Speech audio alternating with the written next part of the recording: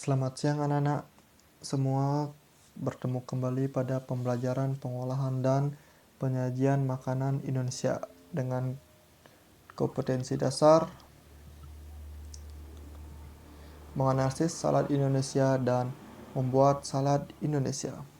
Baik, pada kesempatan hari ini kita akan belajar tentang materi pengertian salad Indonesia, kemudian ada komposisi salad Indonesia, macam-macam salad Indonesia, serta kualitas salad Indonesia yang baik.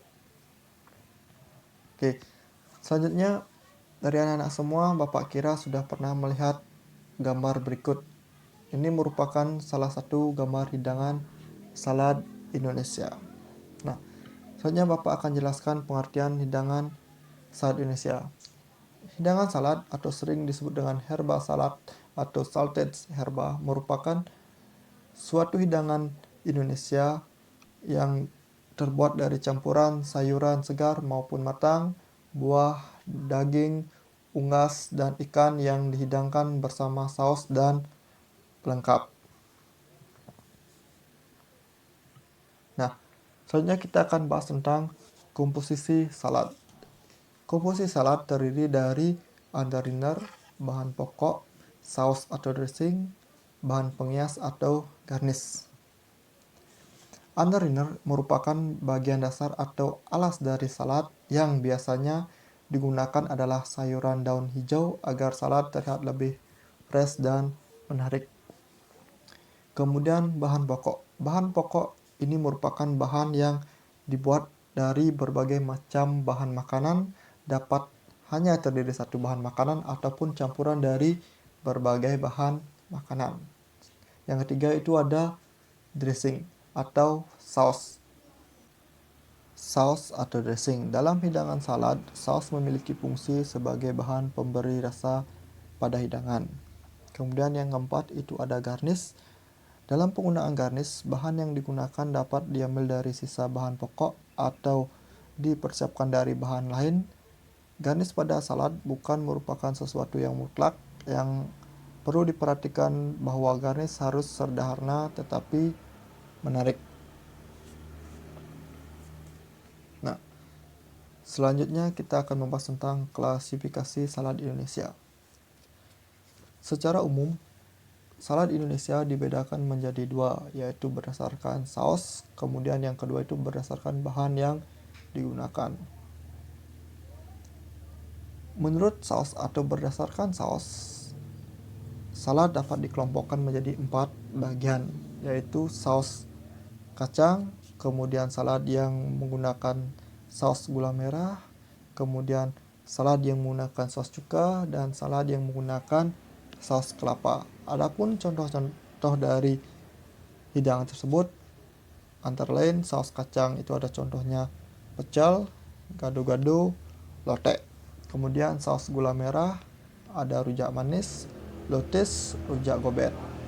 Sedangkan dari saus cuka itu ada asinan Betawi, asinan Bogor. Kemudian dari saus kelapa itu ada urap, terancam, dan selada Padang. Selanjutnya salad menurut penggunaan bahan atau tekstur bahan. Yang pertama itu ada salad berdasarkan pada hidangan sayuran mentah, contohnya itu berupa karedok, asinan, kemudian ada rujak Aceh. Yang kedua itu salad berdasarkan hidangan sayur masak, ada pecel dan urap. Yang ketiga itu ada hidangan sayur masak dan mentah, jadi terdiri dari sayuran yang mentah dan sayuran yang masak. Itu contohnya ada gado-gado, rujak cingur. Kemudian yang terakhir itu ada kualitas salad Indonesia yang baik. Jadi secara umum kualitas salad yang baik itu dilihat dari 4 komponen. Yang pertama itu ada tekstur bahan atau tekstur, kemudian ada konsistensi atau konsistensi saus, kemudian ada taste atau rasa, kemudian yang keempat ada penyajian. Tekstur bahan itu merupakan bahan utama salad yang berasal dari vegetable atau sayuran apabila dihidangkan mentah harus benar-benar segar dan lembut serta berkualitas baik. Jika bahan utama harus diolah terlebih dahulu, harus melalui penanganan bahan yang baik serta dimasak dengan seksama. Kemudian konsistensi atau keadaan campuran bahan. Pencampuran bahan utama dengan saus dressing harus tepat, tidak terlalu kering dan lembab atau berair. Kemudian yang ketiga ada taste atau rasa. Jadi rasa pada saat harus seimbang antara body, saus, dan dressing.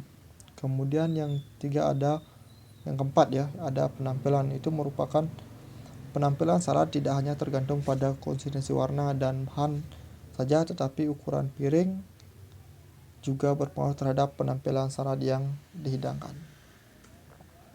Sekian materi yang dapat Bapak sampaikan pada pembelajaran hari ini.